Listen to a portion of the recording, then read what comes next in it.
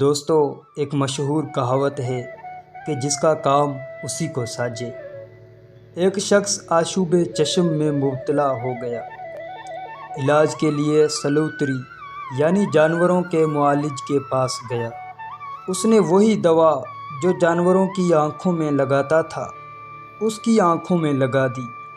اس دوا سے آشوب چشم کیا ٹھیک ہونا تھا، بیچارہ اندھا ہو گیا اور سلوتری سے جھگڑنے لگا، یہاں تک کہ معاملہ عدالت میں جا پہنچا۔ قاضی نے یہ فیصلہ دیا کہ سلوتری پر کوئی تاوان نہیں۔ اگر یہ شخص گدھا نہ ہوتا تو سلوتری کے پاس کیوں جاتا؟ داناؤں کے نزدیک یہ کم عقلی کی بات ہے کہ ایسے کام کو کسی نا تجربہ کار آدمی کے سپرد کیا جائے جس کے لیے تجربہ اور مہارت فن لازم ہے۔ عزیزو دوستو، پتہ چلا کہ جو جس کام کے لیے بنا ہے اسے وہی کام کرنا چاہیے۔